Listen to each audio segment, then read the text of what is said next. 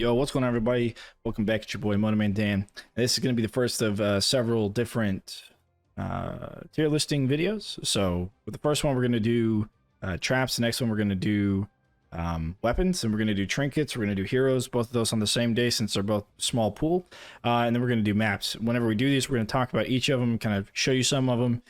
Go through my likes and dislikes, where I'm putting it, why I'm putting it where it is. There's going to be a lot to go through, so for each of these videos, there's going to be timestamps below, so you can switch between each trap map or whatever it is that we're talking about. As always, for any of them, if you agree, disagree with any of them that I mentioned, if you like them or use them in any particular interesting ways, feel free to leave that in the comments below. I'd love to hear them. If you're using it differently than I am, or you think it belongs anywhere different on the tier list than where I think it belongs, definitely shout that out, and let's have a discussion. Now, first trap we have is the arrow wall. The arrow wall is a very good trap to use. Okay, let me show you a couple of good places to put the arrow wall. So whenever you first start with the arrow wall, and you get the arrow wall on the very first map. That's like the very first thing you get is the arrow wall and the floor spikes. Now the arrow wall is, I believe, 600 coin. We're about to see it. The upgrades for it, go over that as well. Yeah, 600 coin. My mouse has been acting really weird today. The best place for it is somewhere like here, right? Especially if you can do this. If you can do this, this is really good. But not only here, you actually want to go farther out. So right here, you see this blue box that is lit up across from the air wall. This is what's called the trap trigger range, okay? Now, a lot of traps only affect things within their trigger range. For example, the wall charger, the grinder, that sort of thing. However, the arrows from the arrow wall actually will go back another 3 squares. So those arrows are going to shoot all the way back here. That's where they stop. It's right here where I'm standing. So an orc has to come here to trigger it, but then they fly all the way out to this area here, which means it's very good for long corridors. One of the things you want to avoid is putting it like this, or putting it like this. Each arrow does damage. Each individual arrow does damage. So you definitely want to make sure they're not obstructed and they're not sideways, because when an orc walks next to it, whichever arrows trigger, I'm not sure if it's random or not. I did test it a lot, but I didn't test it for that. So, but for each arrow that is triggered, each arrow does damage. So if I step here and then arrows in front of me are triggered, and then I step in front and the arrows behind me are triggered, I'm not taking any damage, right? So you want to make sure that whenever the arrow wall shoots, it shoots directly at an enemy. That being said, I rarely use it. It's pretty good for stuff like this up here. You know, but there's just so many places where you're going to build sideways, where you're going to build like this. And you can do tar to help, you know, facilitate the damage output of the arrow wall. Some places it's really good if you build in a square like this. You know, you'd build out here. Then you put arrow wall like this in these corners, and then you put something else in these edges here. The thing is you only have a limited amount of traps that you can bring. With your weapon, you're generally going to bring 1 or 2 weapons. With all of that, you know, included, you're just going to kind of rely on a single wall trap usually. You may not bounce between them, but it is only 600. It is good. It does fire damage or pierce. Piercing is for it pierces through an enemy, so the arrow does not get stuck. Normally, if an orc or someone stands right here and they get hit by the arrow just disappears. So it basically doubles its damage with pierce. Theoretically, I should say. But, you know, it's not great for clearing out large mobs. It is really good for doing a lot of area damage because the orcs are only 2 tall. So they actually, I don't think they get hit by the ones at the very top of that. But if you put the arrow wall up here, for example, then the orcs would get hit by the bottom ones, and then everything that's large would get hit by the top ones, everything up here. So everything in line with the butterfly trap, those would all hit the big guys, so the top 3 rows, and the bottom 3 rows would hit hit like regular orcs and light orcs and stuff, depending on if those are the ones triggered or not. So that's something to keep in mind as well. If you have arrows, a bunch of arrows just missing all the time, then the trap isn't very effective. But it is definitely a good trap to have. It's easy to place, and it's very useful, especially in the beginning of the game whenever you have it. For the air wall, I'm going to go ahead and give it a B. I don't normally bring it, but it is useful to bring if that is something you want to use. And you could definitely use it to get combos because it does fire damage. You can use it for pierce pretty easily. There's a lot of corner places you can place it. I just typically use other wall traps to do the damage. Okay, the upgrades. The upgrades for this is increased damage 1, 2, and 3, deals fire or pierces enemies. And we saw the fire, the piercing enemy just looks regular. Okay, the next trap is the Auto Ballista. Now this is pretty useful, especially against really big guys. The upgrades are reduced cooldown 3 times, arcane damage, and increased targeting range. The Auto Ballista, when you place it, it only has a range of 13 squares, and that's if you turn grid squares on and you go to place a trap to the blue squares, it only has a range of 13. But if you get increased targeting range, it goes up to 20. If you get arcane, it stays at 13 but does arcane damage. Its base damage is 100. An ogre, for example, has 400 on war mage difficulty, 400 HP. So 4 of these need to take down an ogre. However, if it's arcane and another arcane ballista has just shot it and it has the arcane debuff, it does an extra 25 damage because it buffs it by, or 115 damage. It buffs it by 15% from all consecutive or subsequent other elemental and arcane damage types. That's the arcane debuff. So spamming a couple of auto ballistas that are arcane is really good. I'll show you probably the one map that you're going to want to use them on mostly. Pull that up, and that is the good old basement. Of course, you can also use them on high ceilings like split stairs or mage tower, but basement is going to be one of those places that you're probably going to just know that you can use it here because you have all of the ceiling space that just doesn't work for your kill box. And placing a bunch of these around really can help you take out those big guys, armored ogres and stuff. Like those four over there can shoot things over here. That's just how long range they are. So if you stand over here and you're, keeping the enemies occupied and those are shooting into your kill box, you're definitely going to be doing a lot of damage. As far as their general usefulness, they're good because they're really small traps to place. They're fairly cheap. The problem is they have a long cooldown and they only affect one enemy. So unless you're in that position, I just don't think they're ever worth bringing because there's so many other traps that can just take care of more than one enemy at a time. And they're much more consistent and easier, and these can miss as well. So if you aren't using tar or stone staff or freeze, these can easily miss as well. They do too much damage to flyers. You can't target them. If you could focus fire these, if you could say, if there was some button that you could click to say target nearest to rift, target farthest away from rift, target heaviest enemy, target least HP enemy, if you could do that with these, this would be S+ tier. Like that would just bring so much mechanics to the game, but that's not the way it is. And for that reason, they're not the worst trap to bring. I definitely do bring them from time to time. This map specifically, especially on Endless, it's not bad. If you want to go like wave 75 plus, you don't want to bring these or archers.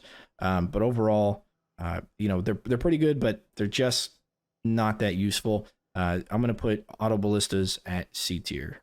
All right, the next trap we need to talk about is the Barricade. The Barricade unlocks on split stair, where it wants you to use them. I should say it doesn't unlock when you play split stair, it unlocks when you beat the map before it. So then you can use it for that map or the map before that if you want to try it on Riftlord. Yeah, it's a really good trap to have, and pretty much you're going to use it all the time. There's a few maps where you may not need to bring the Barricade, but I would say you're safe using the Barricade all of the time. It really is just a solid trap. You route enemies, you make your kill box, and even though there are things to destroy barricades, you can generally take care of them before they get to the barricades, and you can repair your barricades, double stack them, whatever the case is. If you've watched any of my Rift Room Rumbles, where I build a kill box around the Rift Room and go endless on every single map, you'll see that barricades are used every time.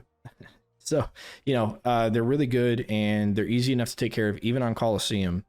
They're easy enough to take care of there.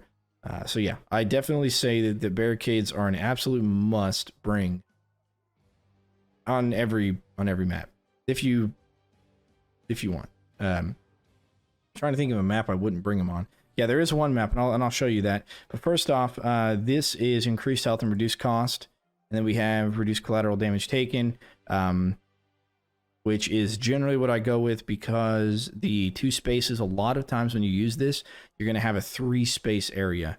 So instead of placing 3 regular cades, you're going to place 2 double cades, and you're not going to save yourself a lot of money doing that. So you might as well do reduced collateral damage taken. There is going to be a couple of places where you might just want the double cades depending on the map. But those are easy to switch between. And if you're low on skulls, just click refund item upgrades, or check out the video Monday morning about how to get skulls quickly. Okay, so let's go check out the one map that you really don't need barricades on. And I would actually say sludge shelves might be another map you may not need them on, but everything else I would bring them for. But let's show you what it looks like here, and that would be on side entrance. Now, some of the maps, as you'll see later on in the map video, in my map thing, I talk about this map not needing barricades at all, and it's correct. You don't. When you start, you can start up here and take care of whatever. Then when you come down here, you get your own kill box. This is your kill box. You don't need barricades at all, right? You sprinkle your floor traps, your wall traps, your ceiling traps. You don't need barricades for this at all. You can use them if you want to. You can block off this side, so that way if you're using the saw blade launcher, you know it's not going to swing out. Once it gets past there, it will, but it's not going to go out into the abyss. But I mean, it really doesn't matter. You don't need it. You don't need barricades on this map at all. Other maps, you might bring them on to this one. You definitely don't need it. However, is it worth having? Yes, it's absolutely worth having, other than right there.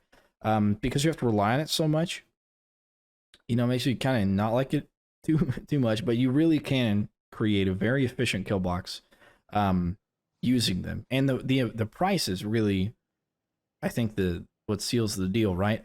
Because if I put these 2 here, now I don't need to put a wall trap. I don't need to put a ceiling trap in these 2 squares. I only need to put, and I don't need to put floor traps. So I spent 800 to save me from needing to put anything in this general area. And it's really effective on corners, right? So if I have a corner like this, and let's just pretend I have a ceiling above it, you know, I don't have to put anything in those 4 squares for tar, brim, ceiling trap to affect things. One of the things you might want to put over a barricade is going to be either auto ballistas or the dart spitter with ice. You can put those over barricades, and that works really well. Otherwise, you know, and if there's a wall on this side or that side as well, you typically wouldn't put them there. You'd put them at a corner into a room. But yeah, so this really focuses all of the enemies on tar. If you have some kind of explosion damage, area effect damage, it's really good to bring to affect them with it. You know, lightning does it. Headshot for crossbow does it. So yeah, barricades are definitely a staple and very well needed. For that reason, I'm giving them an S tier. Next trap we need to talk about is a Brimstone. Brimstone is a fire trap. Whenever an enemy steps onto it, they take about 20 damage. And then like 10 damage or something like that. It's in the wiki. And then over time, they take the rest of the damage to a total of 40 damage. Whether you deal arcane or whether they do fire, it's still 40 damage no matter what. If enemies take bonus damage from either or are immune to the damage or resistant to the damage, then they take less. So the way it works is it has 4 charges to tick off. So whenever an enemy runs into it, it uses a charge, and then it's the next enemy, then it has to refresh. If you have increased charges, it goes from 4 to 5 to 6 to 7. So now you have 7 charges with maxed upgrade. You don't use in-game currency to get these upgrades, so it's probably just good to get them if Brimstone is something you want to bring. Reduce cooldown, it reduces it. That's also on the wiki, and it deals arcane damage, like I just said. The difference between arcane and fire: arcane is a debuff, allowing other elemental, to include arcane, to do more damage. And fire does a burn over time, which arcane also does the same amount of damage. So I guess it really just depends on if the enemy is weak against arcane and elemental, then you want to use arcane. But if it's weak against fire and not arcane, then you want to use fire. But otherwise, you want to use arcane, unless you're going for combos and you have other ways of doing arcane damage and not fire damage. So that's up to you. Generally, I run arcane because there's a lot of fire dudes on a lot of maps, and so I run arcane to take care of them. Or you can run reduce cooldown. Now, for these traps, like I said, I do run them a lot. I play a lot of endless, so I run them a lot. If I wasn't playing endless, I probably would still run these a lot. You know, they catch runners who run past your defenses. There's a lot heavier hitty traps that are ceiling and wall traps to take care of the bigger guys. These are just there to do some pepper damage and take care of runners. They're good against Cobalt Sappers as well. I can show you what they look like, but there's really no place where they're not good. So let's just take a quick gander at it. It looks like this, right? So when an enemy steps on it, they trigger it, and then if they step on the next one, they trigger the next one. Because it's damage over time, you don't want to do this. You really don't want to do something like this, because if an enemy walks here, and then they walk on this one, and they have 50 hit points like a light orc, you just wasted this charge when it could have been used somewhere else. Or if they have, you know, 30 health because you hit them once with a crossbow, or I guess 33 health because you hit them once with a crossbow. They step on this, you're going to take 40 damage, but they haven't taken the whole damage, and then they step on this one, well, now it's overkill. Now you just killed them with this trap, initial damage, when they could have, you know, just burned from this one. So with Brimstone, you do want to space them out. One of the best ways to do that is to stack tar around them, like this. Enemies typically will run down a straight line. These grid squares you see on the ground, or you don't see them, let me turn them on.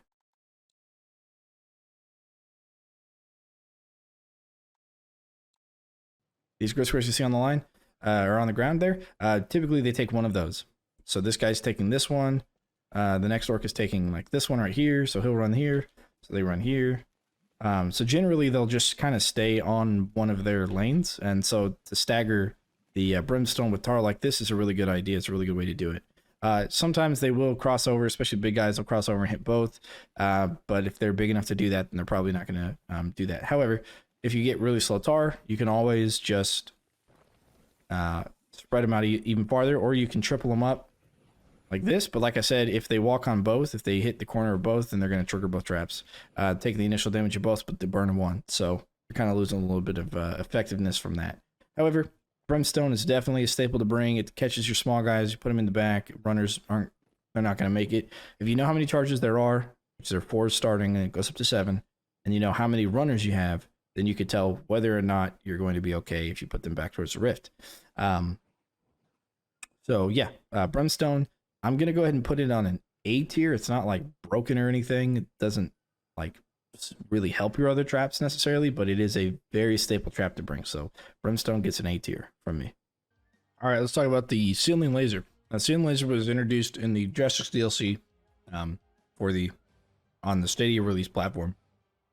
And the Ceiling Laser, at first, was my new favorite trap, right? And it is good. And it's good for one particular reason, that it's consistent damage. If you can keep an enemy within the Ceiling Laser consistently, it's really good. The upgrades are reduced cost 3 times. You add additional lasers going from 3 to 5, or you can do fire damage having 3. Really, either of these work. If you're playing on a map that doesn't have a lot of fire feigns, you probably want to do fire damage increase, especially if there's a lot of sappers. For example, Coliseum, if you on the left and right hand sides, I think the left hand side is the only one that has sappers, but if you put it over there, it's going to do better than the lightning one with additional lasers. Let's take a look at the trap real quick and some ideas on how to use it. I'm going to side entrance. It's a pretty good one to use it on. Have you seen it in my endless? It's really good on endless. For story mode, it can be. So one of the things you can do, since you see here, or actually I'll do it up there, so I have more ceiling to work with. Or actually, no, I can't. I'll do it down here. As you can see here, you get a couple of gaps, right? From time to time, enemies will pass through the gaps because that's just how they run, right? Some of them will run through it, some run between them. They have hitboxes of their own, so if you keep them there, that's there. One of the things I like to do, and if you watch my my video on this one for Rift Room Rush, or no, for my endless one on this, I spread them out like this, and I'll stack 2 or 3, then I'll have the 6 going across this way, and then the other 3 like this. And what that does is it allows any of the enemies who would normally walk through the center to not be able to walk through the center, not as easily, because they'll walk through these portions of it here. So, because I'll have this there, so they can walk through there as well. Yeah, and then I'll have the 3 on the other side. So that'll help kind of take care of the problem of there being gaps. However, if you use the lightning one, that's also really good. It's really, really good if you have a corner piece that enemies are getting stuck on. Then you can run lightning, because lightning, whenever an enemy dies, it does a small amount of area of effect damage. So, you know, it constantly electrocutes all of those enemies. It's also really good for that purpose. But for general purpose, I think I've had a lot more success with the fire laser. However, the lightning laser is also really good. The thing about it is it's consistent. It takes care of runners better than Brimstone. And it takes care of sappers better than Brimstone because it doesn't get triggered, right? It doesn't get used up. Whenever I did Aqueduct's Endless, if you look at my Endless thing on that, I definitely put the lasers in front of both gates to make sure that no sappers ever came up to my kill box. I didn't have to worry about it. If I put Brimstone, I have to worry about them being triggered and being on cooldown when a sapper runs over them. But for the lasers, you don't have to worry about it at all. For these, I'm definitely going to give them an S tier. I think they're not as good as some other S tier traps, but they're definitely S tier because you set them up and you know exactly what they're going to do. You know how much damage they're going to do. They do 20 damage per second, by the way. But you know exactly what they're going to do. You know exactly what to look out for. So, yeah, they easily take care of runners. A lot of other guys, I mean, they're just a staple to have in any kill box. Anytime you got a ceiling big enough to have them, you definitely want to have them. These, for me, get an S tier. All right, ceiling pounder time. So the ceiling pounder, it's pretty interesting, but I really don't use it.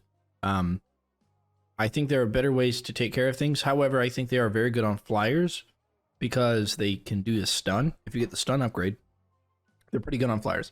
Normally they do 65 damage and they do the damage in their square so they can hit more than one enemy at a time. However, they can also stun more than one enemy at a time, of course, but they usually trigger pretty quickly. As soon as an enemy walks into their square, so if you don't have a bunch of enemies stacked up in a corner somewhere, they're really not going to be as effective.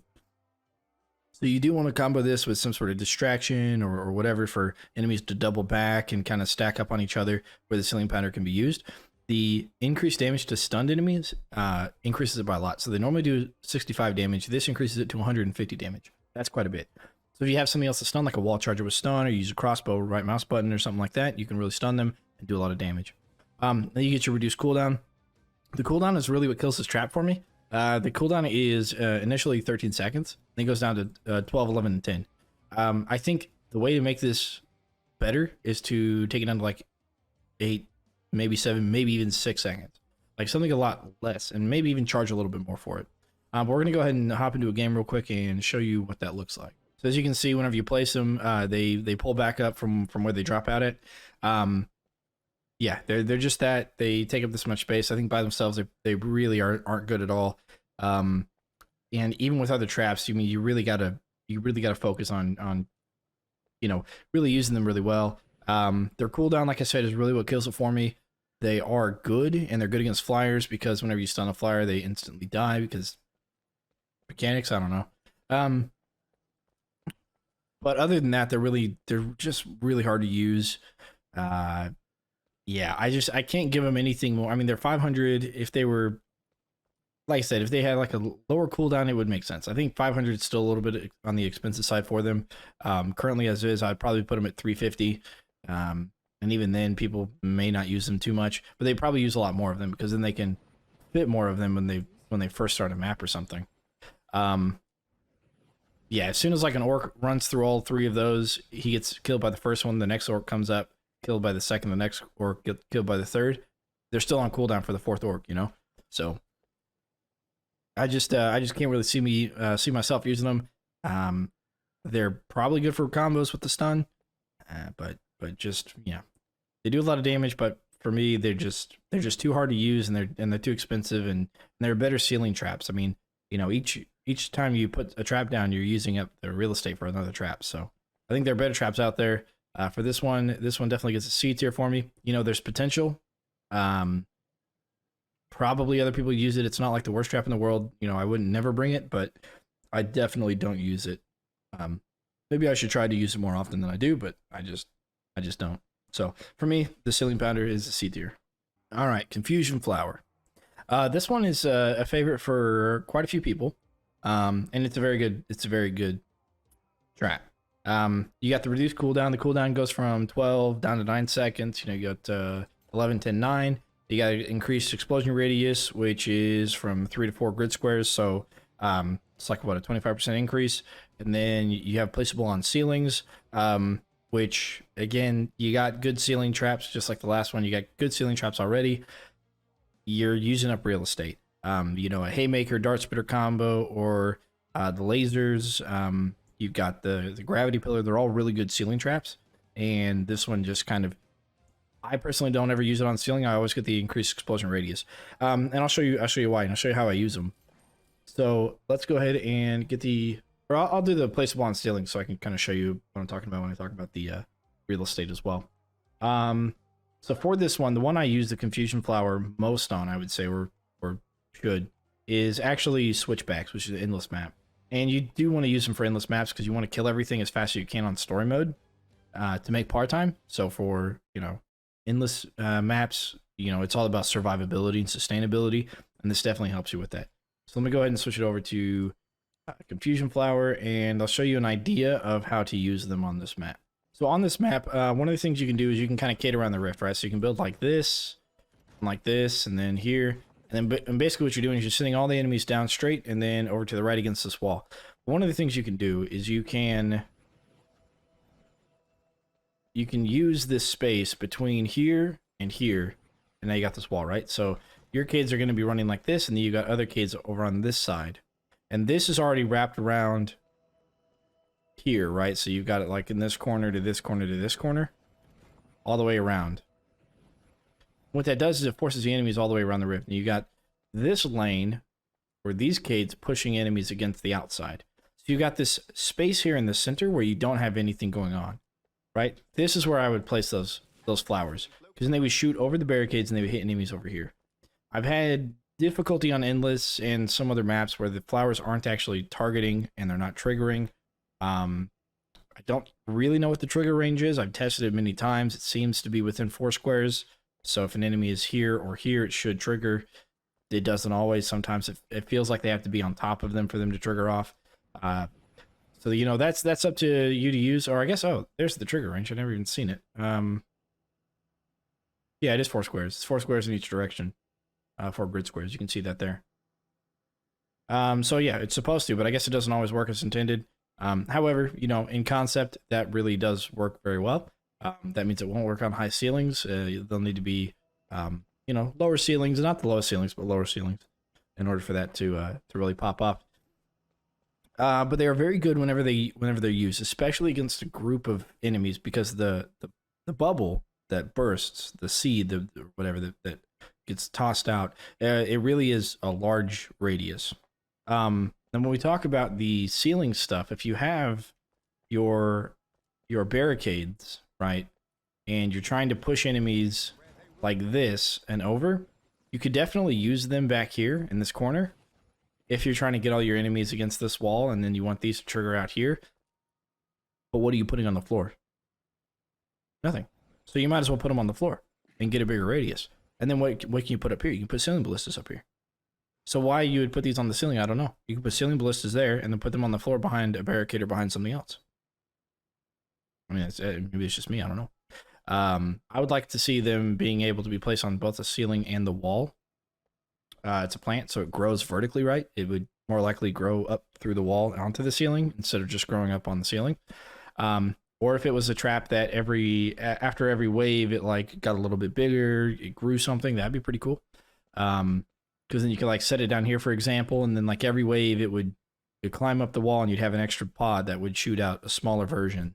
And it would get bigger and bigger, and they would grow and bigger and bigger, and all the way up to the top. I don't know, something like that. That'd be pretty cool. And then it could like spread over the other walls, and so you could place one, and eventually wave 100, like this whole area would be covered with this trap that would just confuse enemies all the time. It's an idea. But yeah, it's a little bit janky to use. It's very powerful. It's very potent. It's good to use. You know, you go like a tar and brim kind of thing, where you do this, and then you do like a flower. Right? And you just do like a tar brim. And then, or you'd like a brim back here and another flower up here. Something like that. So you could alternate them and alternate brim and tar and stuff. So that way you keep everything kind of in the same area. If you're going to do endless without barricades, you absolutely need the flowers. You use flowers instead of barricades. If you're ever going to do endless without barricades, or regular maps without barricades, you definitely want to use flowers for that. But otherwise, you don't. So, you know, they're good. They're just not great. For for flowers, I definitely am gonna put them in the A tier though. They're super useful when you need them. You just don't always need them because they're not always the best trap to bring. They don't do any damage, but they definitely help you out in a pinch. So yeah, they're really good to use.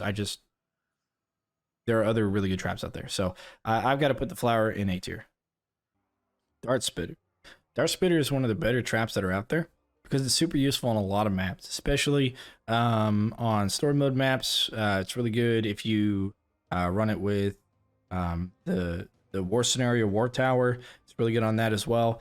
It's one of the better traps to start with. Sort of one of the better traps to start with.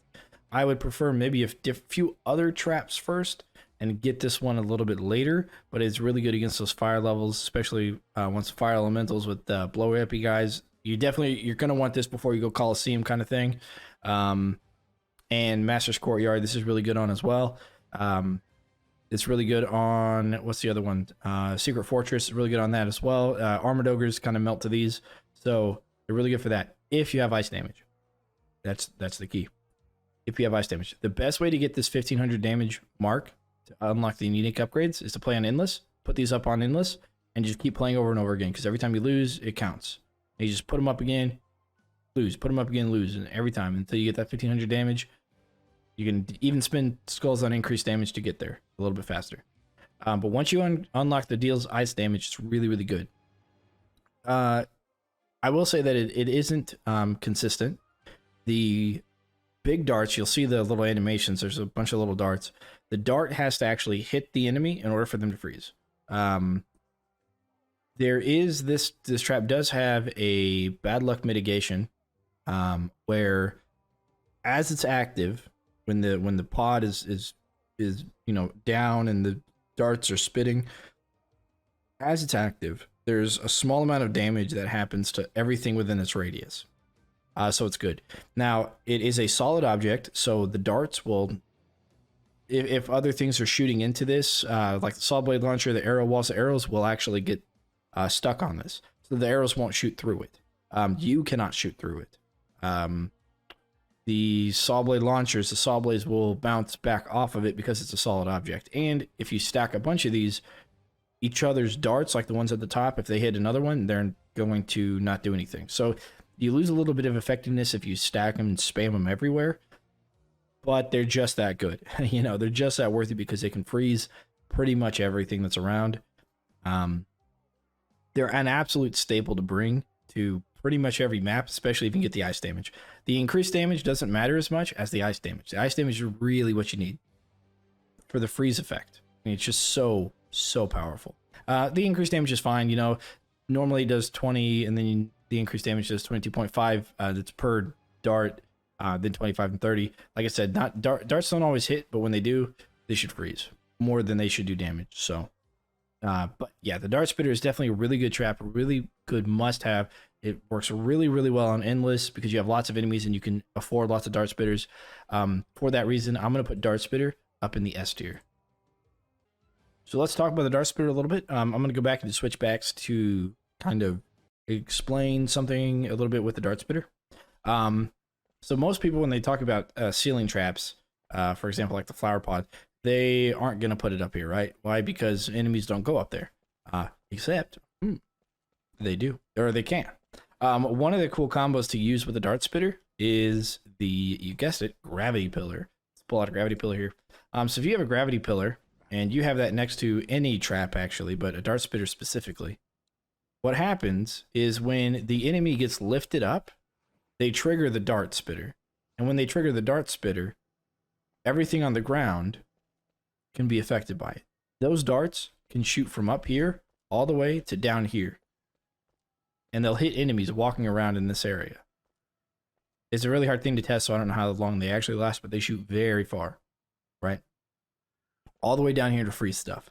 So one of the good combos to bring with them is a bunch of gravity pillars like this, right? If you have it barricaded around, and then you'll put the dart spitters on top of the barricade, you put the gravity pillars everywhere else on tall ceilings. On regular ceilings, you don't need it because enemies will walk close enough to trigger it without being lifted up.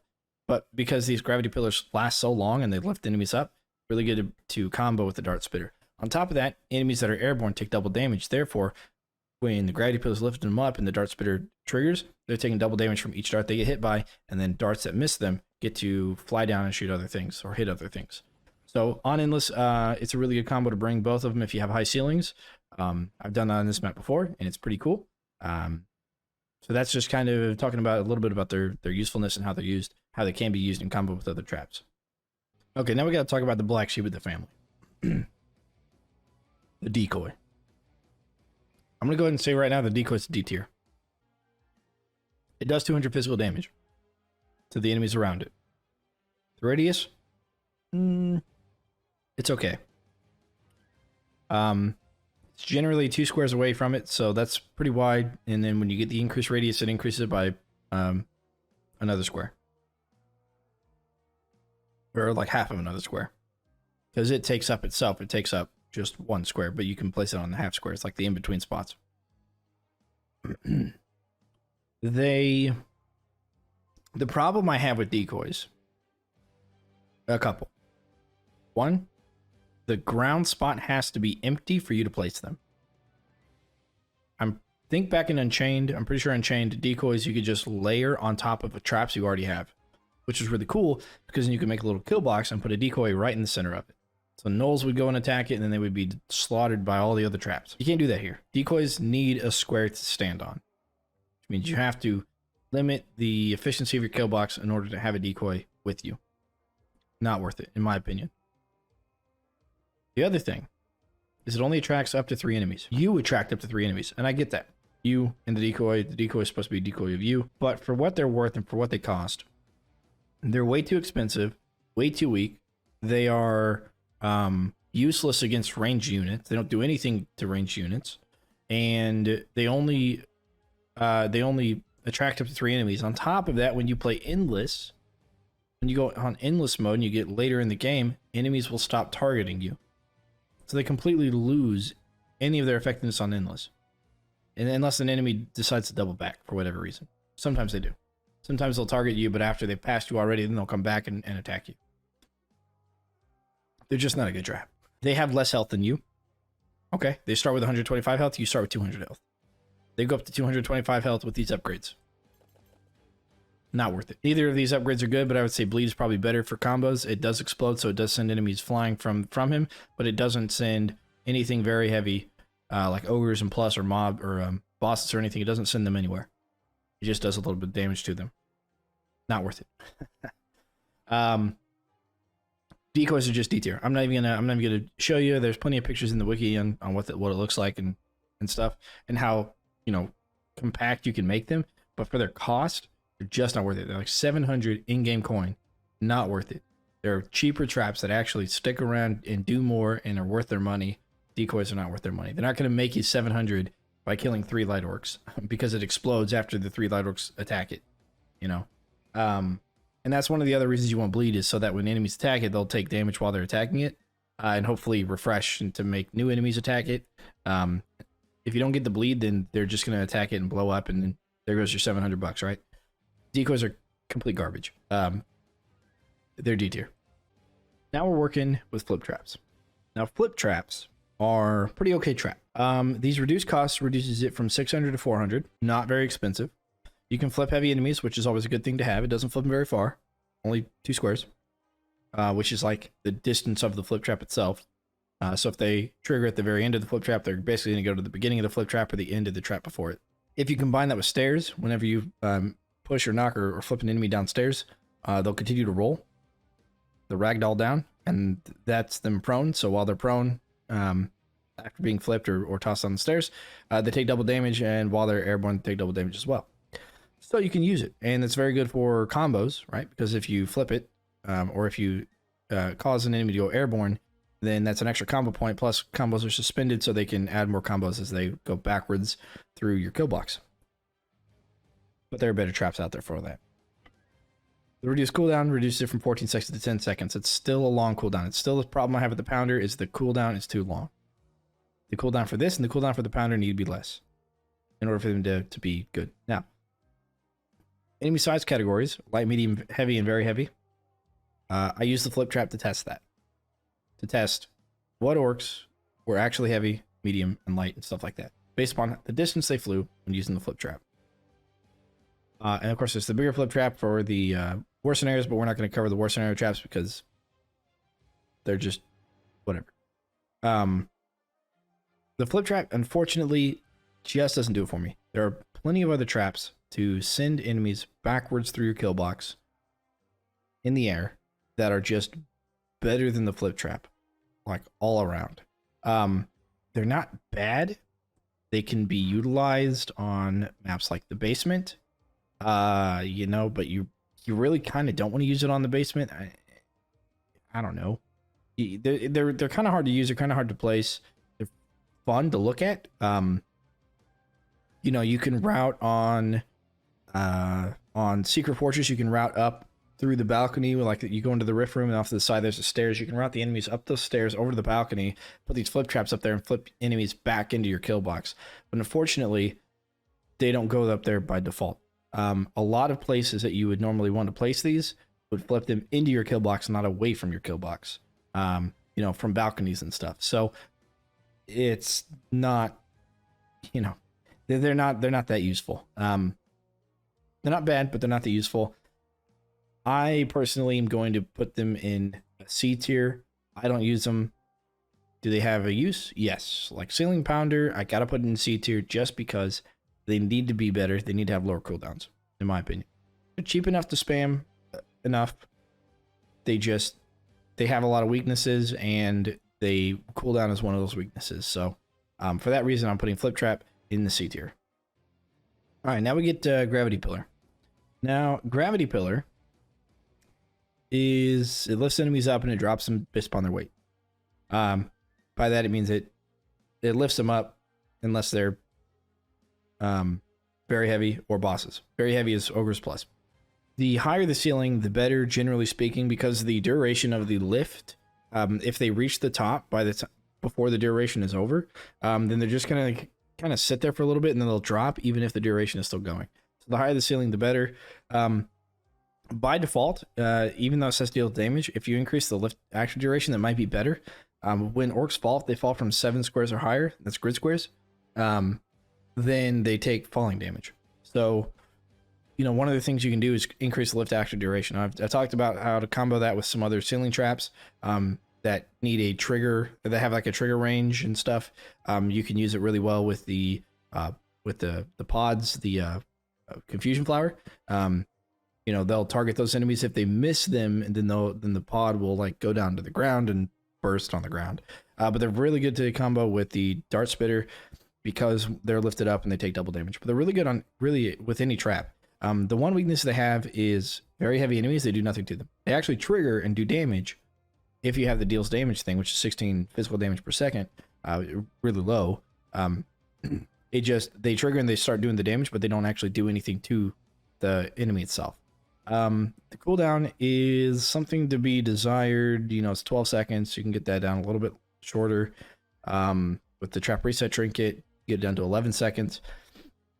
But it lasts for 6 seconds or 8 seconds if you get the increased duration. So, you know, it's a good trap to have. I think it's very useful. The fact that enemies do go airborne and they stay airborne for so long allows you to put a lot of combos on it, and then you could stack wall traps and then put this next to a high ceiling, and as they go up, they get, you know, damaged by the different wall traps. So the Gravity Pillar, in my mind, is definitely going to be an A tier trap.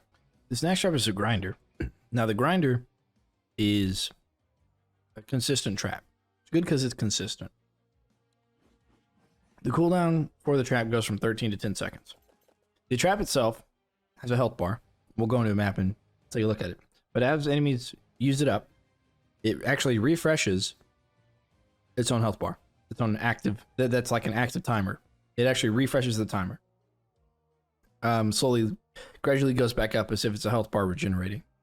After a short while of not being used. That is pretty unique to this trap, because traps with like triggers, for example, they have to go through all the triggers before they regain the triggers.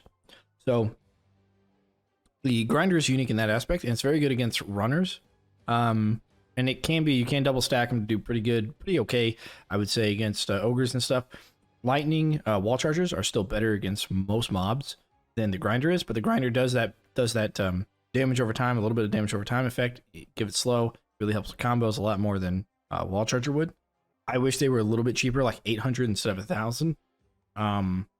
That would be cool. But let me go ahead and bring you in to take a look at the grinders, and just so you can kind of see that there's a health bar on there. Also, they're good to stack with the gravity pillar, dart spitter combo. Since they're physical damage, anytime an enemy is brittled by either ice or stoned, they'll take extra physical damage by 1.5. So the grinder will do the damage. It'll use up its health bar, but it'll do the damage. So it'll get the enemy out of there faster, but it'll still use up as much. So if a 40 health orc comes in, it'll use 40 health no matter if it's brittled or if it's not. It'll still do the 40 damage from the grinder. That's one of the reasons why I don't care for them too much. They run out of health really quickly, especially on endless. They just burn out. And for $1,000, I need them to do more. You know, wall charges just do so much for the same price. Grinders just don't do it for me. However, they are good for combos whenever you have the slow. They're really good for combos there. And they're really good against runners, especially early game. They're just not as cost efficient as some of the other traps that are also good for runners, like the Brimstone, for example. And there are better wall traps out there, I think. You know, I think the arrow wall might even be a little bit better, just because it shoots down a straight corridor and it's cheaper. But yeah, they're good for corners. You know, if you got a corner that you're building on like this, they're better than wall charges, because a wall charger will double trigger, and then you'll have overkill damage that's not being used. So for the efficiency of wall charges to be in corners like this, it loses some. Grinders are really good here in the corners, as well as arrow walls. So that's one of the places I would use it. Mostly is in corners. Of course, you can double stack them like this, and then an ogre or troll or whatever will actually be affected by both grinders. Anything very heavy and over, bosses as well. Well, some bosses. So, you know, as far as double stacking grinders, that's also a good idea against those really heavy guys. Everything small will get affected by the bottom one, and then everything else will still have grinder damage to get through. Or if you put it like this, you don't affect any runners. You do affect orcs and you affect big guys, but no runners will ever, you know, eat through your grinder either. So those are just ideas. They're a pretty decent trap. I do use them, and I have used them, and I'll probably continue to use them. They're just not the best trap of all time. Like I said, it's really trade-offable with arrow walls, so I'm gonna have to give the grinder. I'm just gonna have to give it a B tier. If it was 800 coin, I'd give it an A tier. I think it's maybe more worth it if it's 800 coin, but it's 1,000 coin. It's a little bit too expensive for the other traps that can just do its job better. You know, there's plenty of other traps out there to just take care of the same thing that grinders are going to take care of. All right, let's talk about the Guardian Archer. The Guardian Archer is a lot like the Decoy in the fact that it can be placed in half squares and it only takes up one grid square. It's also similar to the Decoy in the fact that it's kind of worthless. I'll be completely honest. You know, I, as much as the next guy, would love to place a bunch of Guardian Archers everywhere and just let them, you know, firing squad down the enemy. If you're playing on Rift Lord and one of these guys dies, or they gets targeted by Null Grenadiers who will skip the rift to go to them, even if you put them behind the rift, if you put them like off to the side or whatever, the Null Grenadiers will go over there, they'll throw one bomb, and guess what? They're all dead. And guess what you have to do on Rift Lord? You have to go in and sell each and every one of them, replace them in order for them to be useful again, or else they're not going to come back. They come back on go breaks, like Barricades will heal themselves, but they won't come back unless you sell them if you don't have a go break. And when you go late game endless, not only do they have trouble targeting enemies, but they also don't come back. And you have to go in and you have to sell them. Maybe when you get a bunch of them, or you're dealing with something else while the wave is just ended, or you're in the wrong place, you're not going to be able to sell them to rebuy them. And they're just not worth that trouble. They're really not worth the trouble to have and bring. Are they fun to use? Yeah. You know, theoretically they're fun to use, but realistically, they're just not worth the trouble.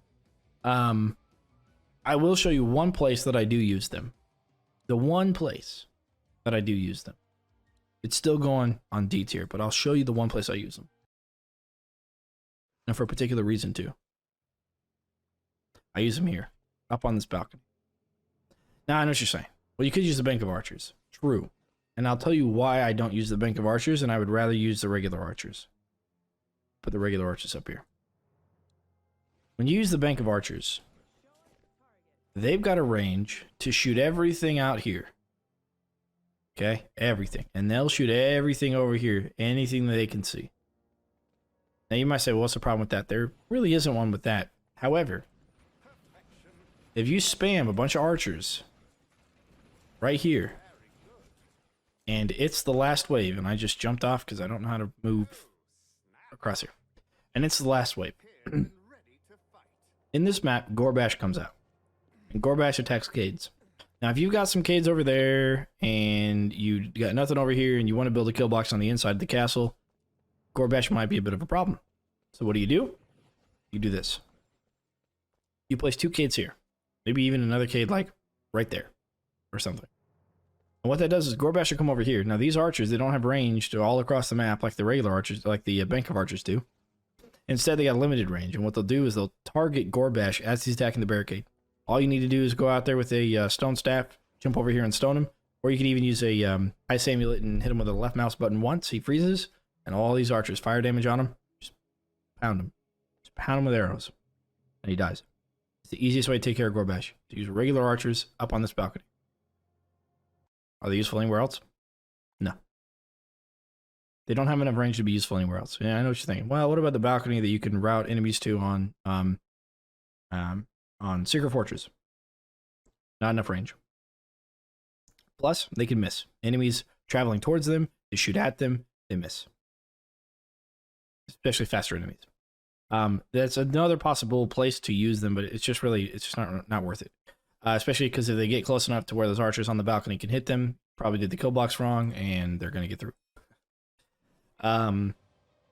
They do 10 damage per shot. They're not worth the money as far as the damage is concerned. They do fire damage, so you could do some other stuff. But the fact that on Rift Lord they don't come back, that's a huge problem. They need to come back. Even if you have like the trap reset trinket, heal barricade has to be on. You use it and then they come back, that's fine. Any way for them to come back other than for you to have to go and sell them and replace them. It is tedious, and it's just not worth the effort bringing them. And they're expensive. They don't have a ton of health. The health goes from 100 to 175, so still less than a player's health. Plus, they can't move or anything like that. They also have a hard time targeting. They have a hard time targeting things that are too close to them. They have a hard time targeting things on endless, like all targeting does. Kind of goofs up a little bit once you get like past wave 50, wave 75 kind of thing. They just become even less useful once you get to that point. And they also take up a trap slot. So unlike Orcs Must Die 2, where you could place them and they'll stand around and walk around and move around a little bit, you can place traps on underneath them. I think you could anyways. Or unlike decoys back in Orcs Must Die Unchained, you cannot place them over other traps. You have to place them by themselves. I know. Ridiculous. But that's true. So for that reason, they're D tier. Complete D tier. They're not as bad as decoys because they actually have one purpose, which is front lawn. Other than that, not worth it. All right, let's talk about Haymaker. The Haymaker is a trap that I don't use enough, and I'll tell you why. There are better ceiling traps than Haymaker. The Haymaker does absolutely nothing to the very heavy enemies. Ogres Plus does absolutely nothing. Pretty sure in Unchained it stopped them or like pushed them backward a little bit. It doesn't knock down flyers. It does knock them around, but it doesn't knock them down. It does knock around orcs and stuff. But if you build a kill box, you generally don't want orcs to be leaving your kill box or skipping your kill box. So depending on where it is, you may not even want to use them for orcs. That being said, they are still fun to use, and they do lift up enemies, and each swing does damage. However, if one swing knocks it into another swing, it takes extra damage because now it's airborne, and so it takes 2 ticks of damage from the same trap. And it can take as many ticks of damage from the same trap as it's stuck there. So if you spam a bunch of Haymakers in one area, you can capture an orc and pummel him to death with the Haymaker as he flies from one to the other and back. I would still say, I don't use it enough. For me, there are better traps out there. Other people probably use them more, but they don't do anything to very heavy plus enemies. And those are generally the thing that are a problem late game on Endless and even a problem on story mode. Everything else just kind of dies to your traps that you build for those big guys, and these don't affect big guys at all. The knockback force is from 4 to 7 squares, which is pretty good. It's almost double. You know, it's almost 100% increase, and the duration is 4 to 6 seconds. So that's good. The unique upgrades are good on this. The damage upgrades are good on this, and it's not super expensive. But I just, you know, when you build an efficient kill box or something, you don't want things flying around too much. And when you get barricades, you don't want them skipping the barricades. You don't want them being thrown into your rift on accident or any of that stuff. So, you know, you got to be safe when you use them, and they don't affect everything. They're pretty situational. One of the things I do use it on is aqueducts and the flyers. They go down the center path. I use the Haymaker to push them out to the sides. It does stall them for a moment, but that way, if it pushes them out to the sides, then other ceiling traps, if I was to bring like pounders, they would actually be affected by those as well. But I don't think it's as good as it was in the other games, and I think that's kind of something that people have kind of drawn away from, is using the Haymakers when they were hoping that they were going to be as good as they were in other games. For that reason, I think they could use a little bit of improvement. Something could use a little bit of improvement, and I would say have one of these options affecting very heavy enemies. That's what I would do. I probably wouldn't do increased duration. I would say instead of the unique upgrade increased duration, I would do affects very heavy enemies. And then you're looking at an A tier trap. Maybe even S tier, depending on the cost and if it's cost effective. Since that's not the case, I'm going to have to put this in a C tier because it can use improvement. It's not just I don't use it, I think it can use improvement. So it's a C tier for me. Now let's talk about the push trap. Now the push trap is another one of those that I don't use very much, but I think it's better than the Haymaker, and I don't think I would ever change anything about it. The push trap is fairly inexpensive. It's like 300, 350, so you can spam a lot of them, and they push pretty far. The light orcs travel back 12 squares. Heavy orcs travel back 4 squares, which is a double. It's a double cade, so 2 single cades. Mediums are 2 doubles, and then lights are 3 doubles. Right, that's how far back they fly. Which is pretty good. The push trap, because it's so cheap and it knocks enemies back and it can do damage. You know, you've already got yourself 2 times combo with the damage and the pushback. Or you do the stun with it, so you got stun pushback combo. So no matter what, you get a times 2 combo with the unique upgrades, and then anything else they die from is just going to be another combo point, right? So push traps are really good to use. They're kind of situational where you place them, because an orc can get stopped on a barricade or something like that, or not get thrown back as far as you want them to, because other orcs are there and the hitboxes collide. Just like if they're falling, the hitboxes can collide. It was just like maybe 1 or 2 seconds less of a cooldown. But they're so cheap that a 9-second cooldown, max with the level upgrades, a 9-second cooldown is still good. Bring the trap reset trinket with the passive reset, or the passive cooldown, reduce it by another second. So you got 8 seconds with that. I think that's probably fine with the cost. I know they're good for combos. Both of these add an extra combo point to the pushback, so you're good there. I personally don't use them, and I probably should. I just think there are better wall traps out there, and you have enough money, generally speaking, to not have to rely on cheap traps like the push trap, but it's definitely a good trap to bring. So for that reason, I'm going to put it in a B tier, just because I don't use it, but I don't think I would necessarily improve it at all. I just think I need to improve myself in my ability to use a push trap. Let's talk about the Ripsaw. Now, the Ripsaw is a pretty unique floor trap. It has the same length as the ceiling laser, but it goes on the floor. This can be a little bit awkward in some places, because some of the places you think they fit, there's like, I don't know, issues with placement. And same thing with ceiling and wall traps in some places as well. As far as a Ripsaw though, you can straddle it with a Brimtar combo. You can do the Ripsaw on like the side of a Brimtar, making it 3 wide. That's a pretty useful kind of setup, right? If you want to bring a 3rd floor trap. Usually I only bring 2 floor traps and a barricade, but if you want to bring 3 floor traps, it's definitely doable with the Ripsaw in that sort of fashion. There's 6 grid squares long, so they're basically 3 tar traps long. You know, so you do have to place them in certain spots and make sure that enemies are standing over them, hopefully get stunned over them, because they do a lot of damage. The damage upgrades that you get go from 55 to 60, 70, and 85, and it's everything that's on it takes the damage. You can get ice damage, which is what most people bring. However, the reduced cooldown reduces it by 2 seconds, which is quite a lot. Usually cooldowns are only about 1 second, but it's 2 seconds. So you bring the trap reset trinket with the passive reset faster, and now you get yourself at 7 seconds for a cooldown for a ripsaw. For the amount of damage it does, 7 seconds is pretty low compared to other traps. So the ripsaw is definitely a good choice to have, a good choice to bring. If there was like a wall slow, kind of like the spiderweb wall that they had in the other games, that would be really good to bring. But if you can stun them on top of the ripsaw, or freeze them on top of the ripsaw and do ice damage, you know, brittle from ice makes ice do more damage. So if you can stack them or combine them with the dart spitter on ice, they're stuck on there, then they take this ice damage. I mean, they're just going to be brutally slaughtered. I don't use it enough, but I do think it's really good. If there was a wall trap that slowed or a ceiling trap that slowed, you know, like the temple gong back in Unchained or the spiderweb wall in Unchained, I think there's spiderweb wall in Orcs Must Die 2 as well.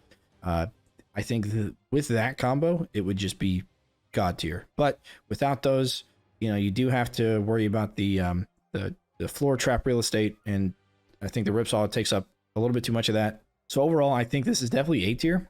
I wouldn't change anything about it. Maybe nerf the damage a little bit. I don't know.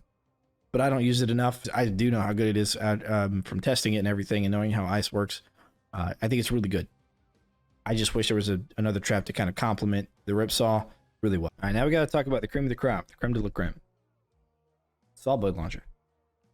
This thing is god tier. Right now, this thing is way too powerful. I know, I don't want it nerfed, but it's just way too powerful. Okay? Unlike the grinder, who has a damage cap of its own health bar, the saw blade has no damage cap. On top of that, it bounces between barricades and off of the other traps that are on the walls and stuff, so you can do cool things with it. And I'll show you that here in a moment. One of the things to kind of look for whenever you're placing the saw blade launchers. This thing is brutal. It will get stuck in an armored ogre and take it from full health to nothing and continue to slaughter. It will get stuck between orcs and kill all of them with one saw blade launch. And it doesn't go away until its duration is up. And its duration is 5 to 8 seconds. Now, I never get the explode on destruction because the saw blade, what it does is it kills so much that it won't it won't be destroyed. First of all, it won't be destroyed until the 8 seconds are over. Second of all, it only destroys wherever it lands. So it could go and fly off into the nowhere world and end up exploding for no particular reason. The bleed is what you want. You do not want to explode. You never want the explode on destruction. It may not be where you want it to be when it explodes, and the enemies may just all be dead before it even explodes for more than one enemy, right? I didn't even care to test how much explosion damage it does. It'd be a hard thing to test, first of all. Second of all, it's not worth it. Bleed is worth it, and bleed is really good. It's going to give you an extra combo point on top of that. Explode and destruction won't give you a combo point for every orc affected. It just give you just for the ones affected by the explosion, not for the blade itself. Bleeds enemies on hit, super useful. It's an amazing trap. It's god tier. I mean, you really can't go any better than this.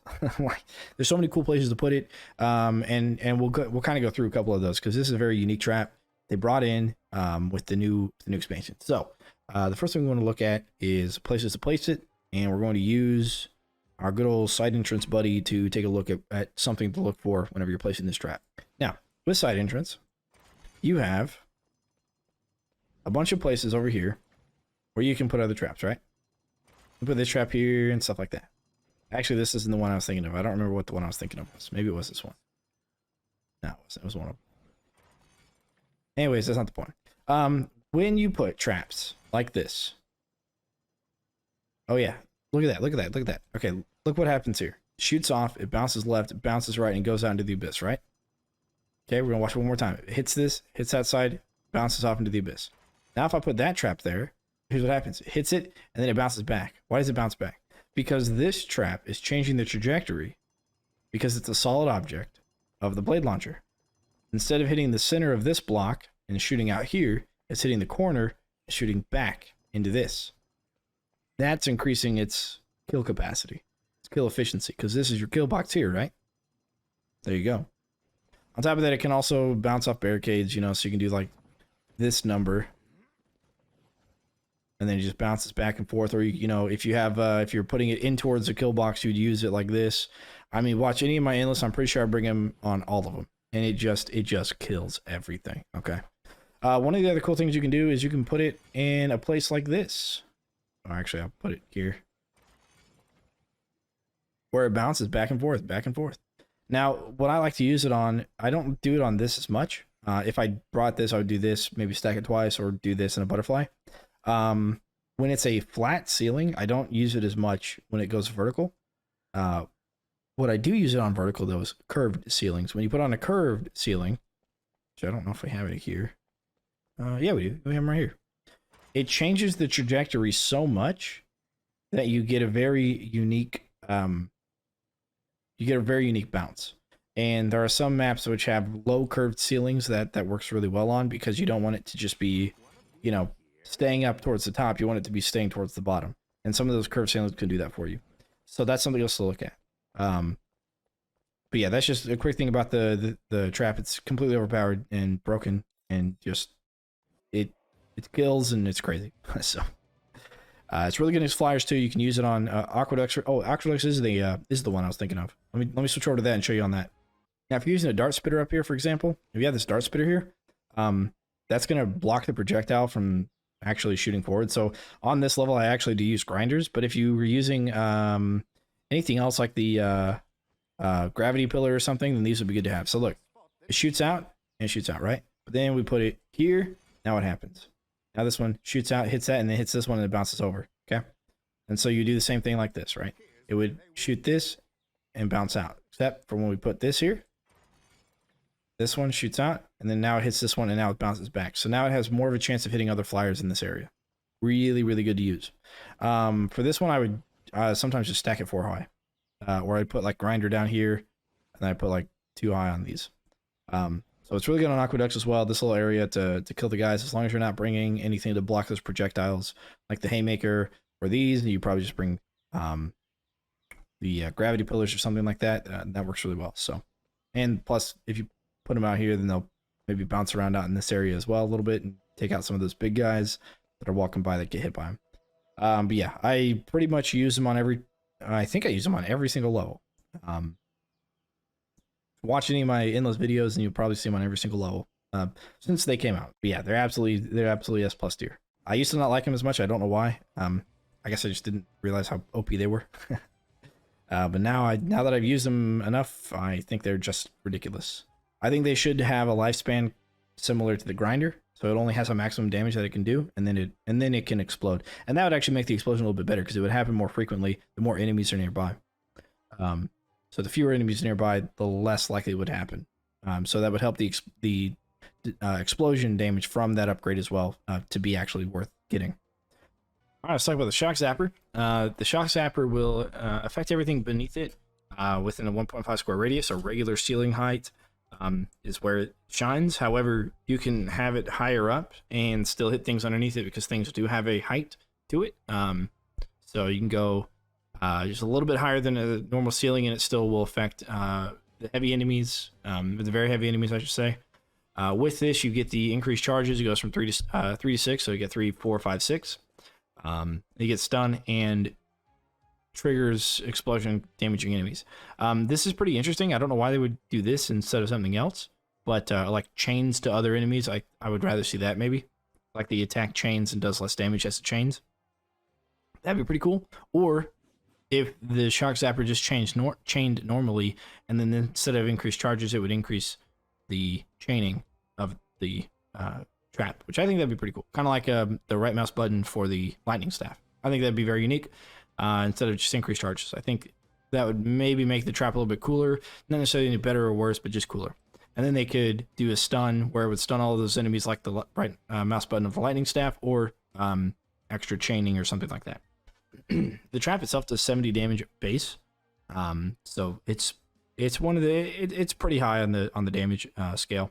It does cost quite a bit to place in the game. It does have a 14 seconds between charges. It only attacks 1 time per second, so the cooldown is really high for this trap. However, it's a flood of damage. It does lightning damage. The thing that's weird about the explosion is things that are electrocuted when they die, they already do a small explosion and they're affected by electrocution. So I don't really get why they also have another explosion on top of that, but I guess it's more small area of effect damage. I would generally go with stun on this. I wish this was another trap just like the Ballista where you could target the trap, so you could say only affect very heavy enemies. So it would only do trolls and ogres and stuff like that, bosses and whatnot. And then this would become a much better trap. I have used it. I do use it. I think it's a powerful trap to bring to your arsenal. It's one that I often forget about bringing though. You know, I really do think it's kind of middle of the road trap. I'm gonna have to put the shock zapper at a B tier, but I can definitely see an argument for A. But I think personally, shock zapper for me is a B tier trap. All right, now we're on to the spike trap. Now the spike trap I think is not good.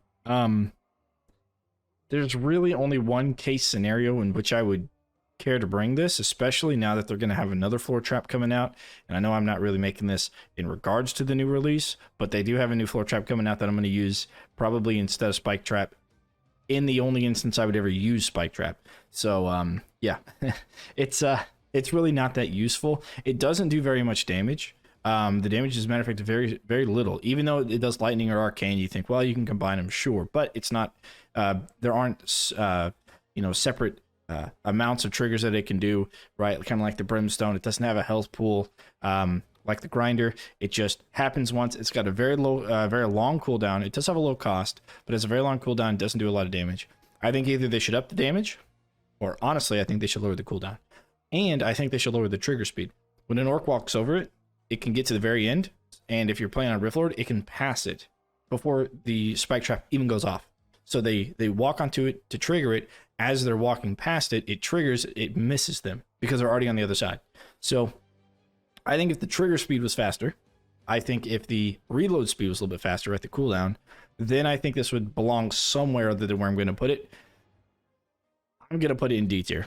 The only time I use it is when you go late game so much that it appears that the movement speed reaches a negative integer, right? It goes so positive, it goes negative, and they move so slowly because you'll see them stutter step, and they'll get stuck on each other.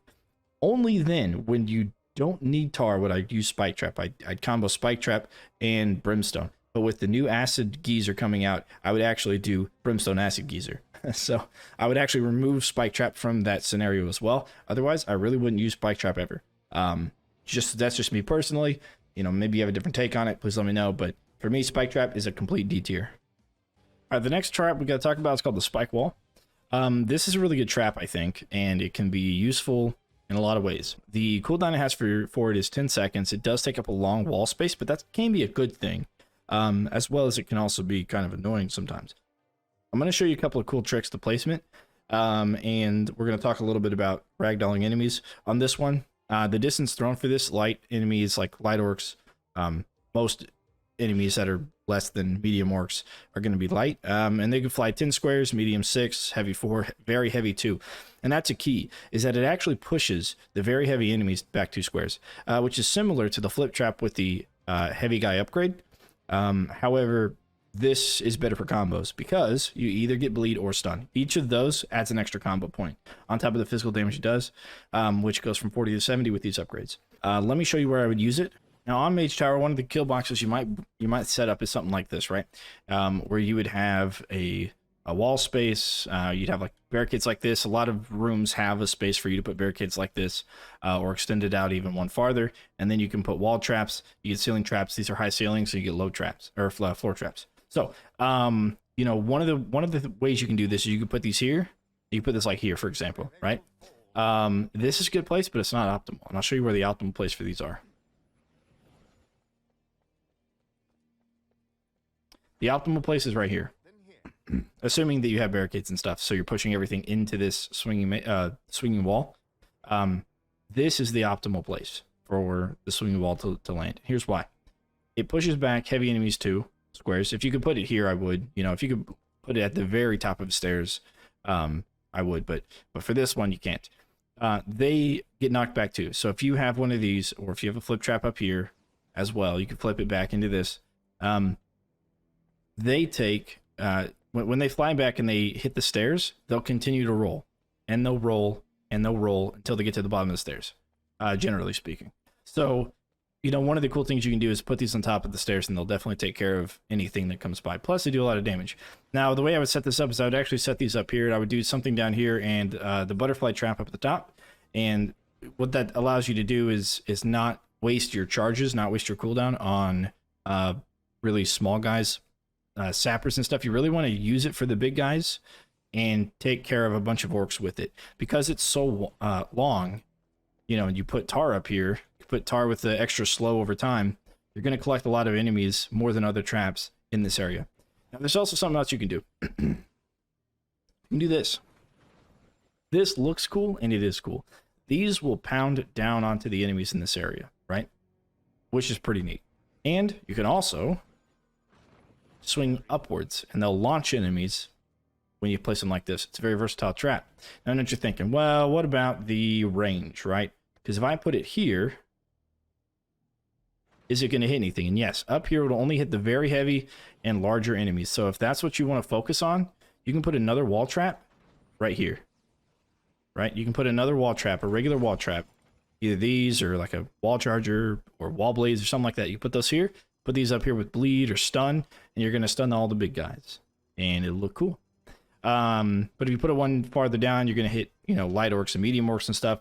Maybe put one farther down, you're going to hit kobolds. So, with that being said, I think it's a very versatile trap. It looks cool, and you can use it. It's one of the better knockback traps, I think, because of how it can combo with everything else when you get either stun or bleed.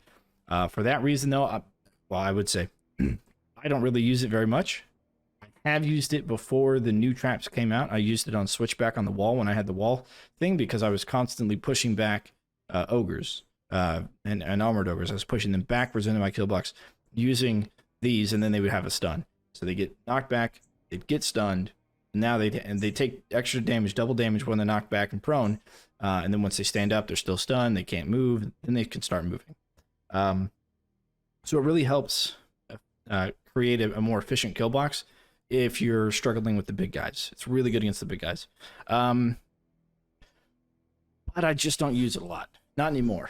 So for this, you know, I would normally probably, if it was pre-DLC, if it was pre-Drastic Steps DLC, I'd give it an A tier. I'm going to have to give it a B tier.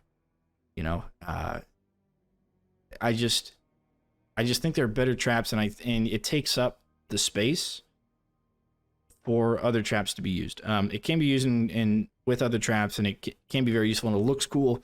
I just don't think it's worth bringing in most scenarios. So I'm going to have to give the Spike Wall a B tier. Okay, the next trap we got to talk about is the Swinging Mace. Now, the Swinging Mace is pretty unique in the fact that it can both do, of course, fire and physical damage. The swing faster reduces it by 1 second, so you can get the swings faster. It doesn't really do a ton of damage, even though it looks like it will, but it does cover a huge area, and it also it affects all of the enemies below it. Right, it covers a huge area, and for the amount of area it covers, it's not too expensive. For the amount of damage it covers, not too expensive. The cool thing about this trap is, on top of it doing damage, and this is kind of a hidden secret of it, I guess, unless you already know, is that it has a slight knockback. Medium orcs are actually knocked back 4 squares whenever they hit by it, either forwards or backwards. They fly in that direction. So that could be good, you know, knocking them closer to your rift or farther away from your rift, you know, good or bad, depending on what it is you're trying to do and where your kill box is. So you can actually launch things back into your kill box and still do a lot of damage, physical or fire damage as well. We're going to go ahead and hop into a map, and I'm going to show you a really cool setup that I used for getting some really high combos. And I did it on Coastal Hallways. I got some pretty high combos using the Swinging Mace with this. So let me load it up, and I'll show you what that looks like. Okay, this is a setup I would have.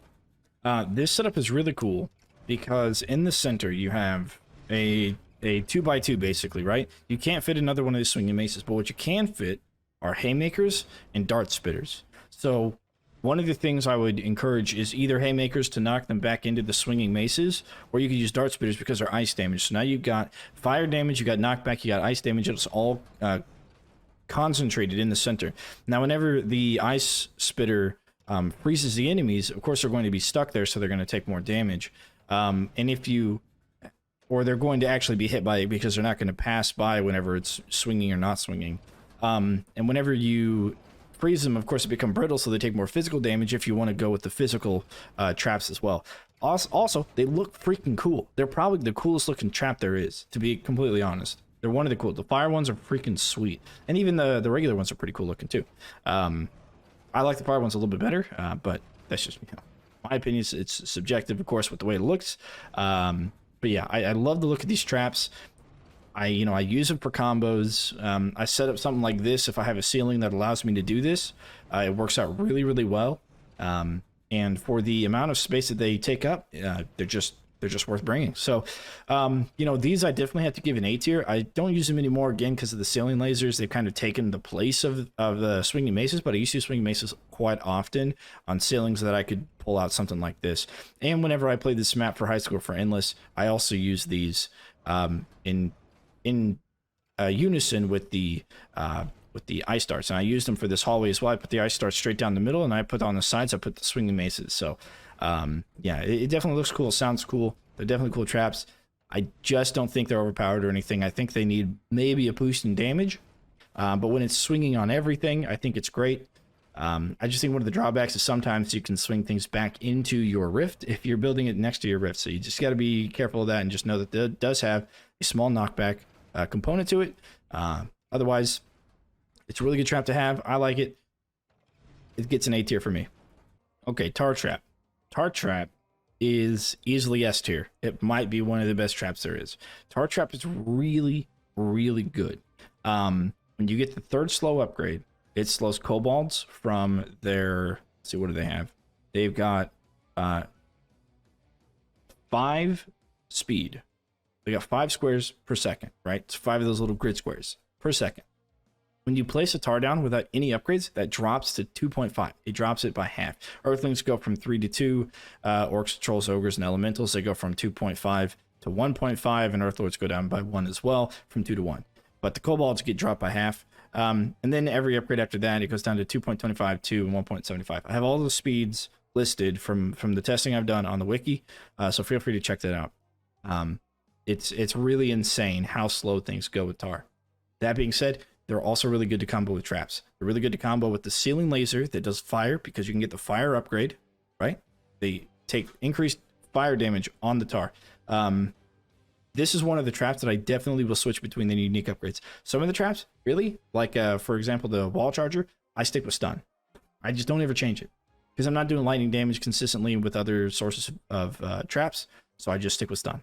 With this, I definitely switch between the 2 unique upgrades, and I'll always have it max level. Now, if you want to chase combos, you may not want to. When you chase combos, you actually don't want to get any of the level upgrades, because you want the enemies to run through your map as fast as you can, because there's a cooldown timer. There's a timer for your combos to drop off, so you actually want them to continue running as fast as possible through your kill box area, so that way you're racking up damage sources for the higher combos.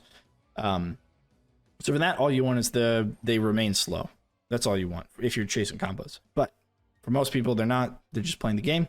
In that case, tar is an absolute S tier. It's an absolute must-have. It's just so good. It's just so good. You can combo it with Brimstone and take care of sappers and other runners, and really you group orcs together with it. Yeah. You increase the efficiency of all your other traps whenever you use tar by a lot. So it's absolutely useful, and it increases your efficiency because it makes it easier to headshot, it makes it easier to shoot, to handle what's going on, to leave your kill box. I mean, it just makes the game so much easier to have tar. You absolutely need it. It's an absolute S tier for me. All right, let's talk about wall blades. Now, wall blades, for me, was a very fun trap to test. I got the highest possible damage using the wall blades. What I would do is I would freeze an enemy. I would use the stun from the crossbow with the upgrade that deals more damage to stunned enemies. I then also had it lift through and I used a regular orc for this, and I had them lift through the beam for the gravity pillar, so they're airborne. I had them take a little bit of other kinds of damage, I forget, like grinder damage or something, and then they went right into a wall blade that had the increased damage to stunned enemies on it as well.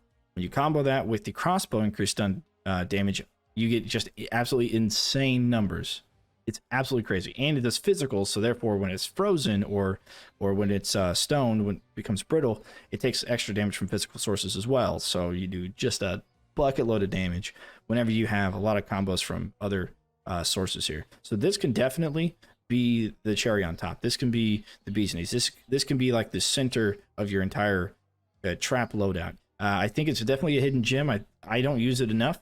I think most people don't. But I think it's a missed opportunity if you don't use it, or if you at least you don't try it out. You know, it can kind of take the place of the wall charger. Honestly, that's what it does. Kind of like the budgeted version of a wall charger. So when you're looking at overall effectiveness, I think the wall charger beats it. But I think that it's really good. So, you know, you can beat the damage from the wall charger, but the fact that electrocuted enemies typically die from the wall charger, and electrocuted enemies do a small amount of area of effect damage, you just get that extra utility when you use it. Whereas wall blades does a little bit less damage, so maybe less likely to kill things in front of it. Even though it does have a lower cooldown at 9 seconds, and it has a lot of damage at 130 damage to everything in front of it, which is a lot compared to a lot of the other traps. It's just a little bit not the best. Also the unique upgrades here, they don't really do it for me. I will point out, for whatever reason, the bleed upgrade on the wall blade makes it look like it's supposed to be like a freeze effect. And I know that in the Steam release, they're coming out with a freeze wall trap. Kind of looks like a wall charger, but for frost. So maybe they were experimenting with freeze on a wall blade and decided to go somewhere else. But I think that these unique upgrades need to be looked at again. I think the increased damage to stun enemies is good. You can combo it with a pounder. You can combo it with the crossbow right mouse button. Like, that's fine. But I think they need to do the bleeds enemy, and they need to change it to something else. I don't know. It's just, whenever I was testing it, the bleed did not seem to do a lot of damage. So, you know, take that with what you will. I'm still not quite certain on bleed yet as far as what it does and how it works. It just doesn't seem to do a ton. It doesn't help the trap very much. It is what you want to bring for combos, because then you got physical and bleed damage, so you get your combos up. But yeah, it's just I just wish this was something else that I could use, because if you're going stun, you want to build your kill box around this upgrade for stun, and you want to add freeze to it. But for the bleed, I don't know. It could be something different. It could be like I don't know what I would change it to, but I probably would change it from bleed to something a little bit more potent. And maybe with the acid trap, actually, the acid trap will help this do even more damage, because it'll make the enemy susceptible, as long as it doesn't conflict with the brittle debuff, and it's its own debuff. Then this will do even more damage, and it'll be absolutely crazy.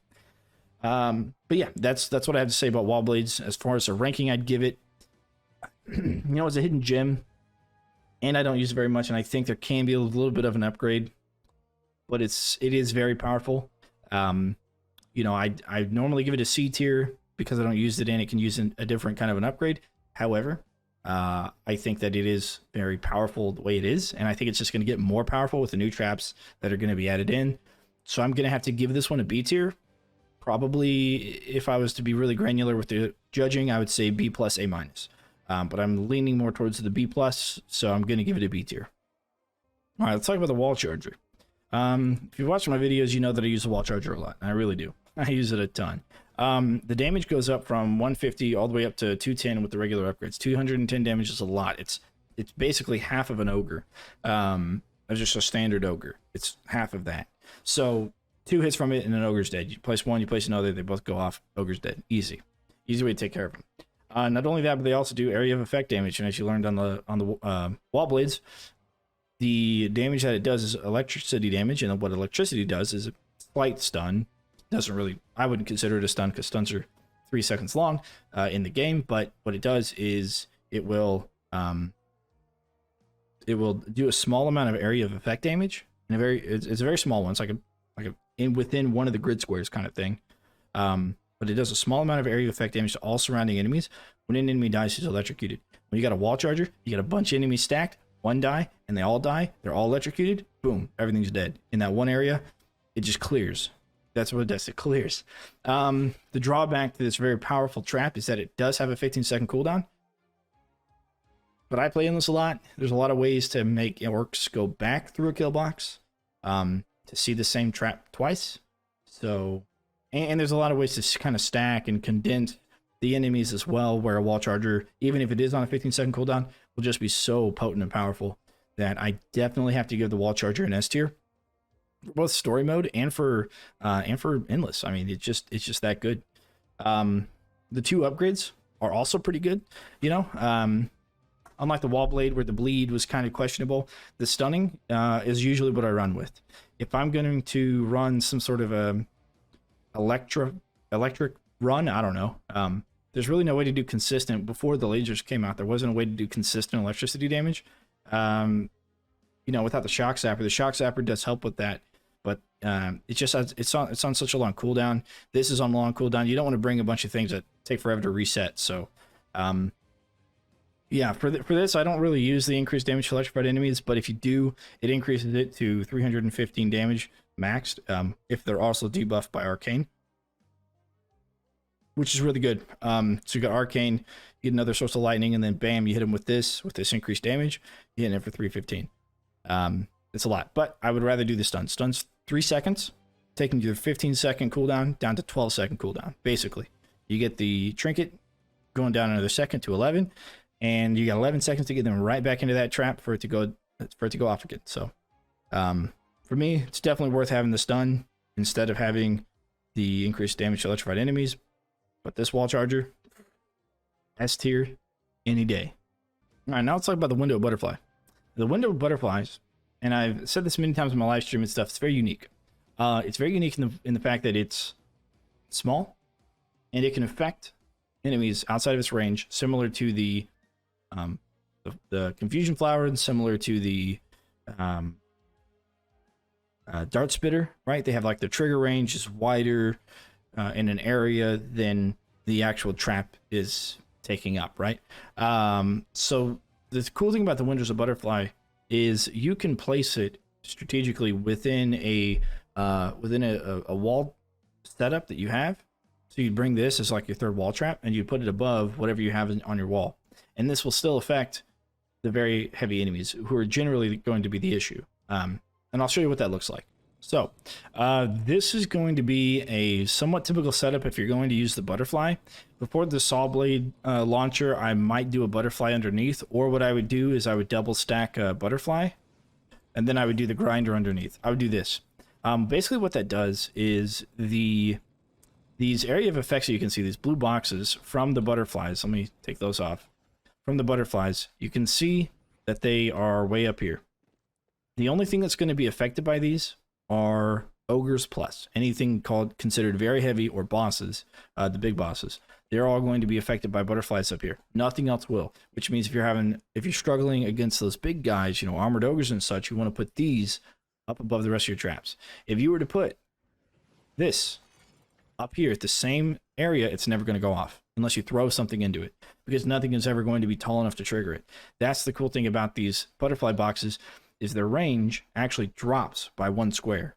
So everything that's a very heavy enemy plus is walking through it is actually triggering that minimum height that it has. So putting them up here is good. I would double stack them, because I would have this one for both the very heavy and for regular orcs, but it would never trigger on kobolds. Kobolds are so easy to take care of many other ways that even heavy orcs might become a bit of a problem, in which case I'd put it 1 square down. I would leave this one up here for the very heavy, because if an orc comes in and he triggers this, he'll run away. An ogre comes in, he triggers this, and he runs away.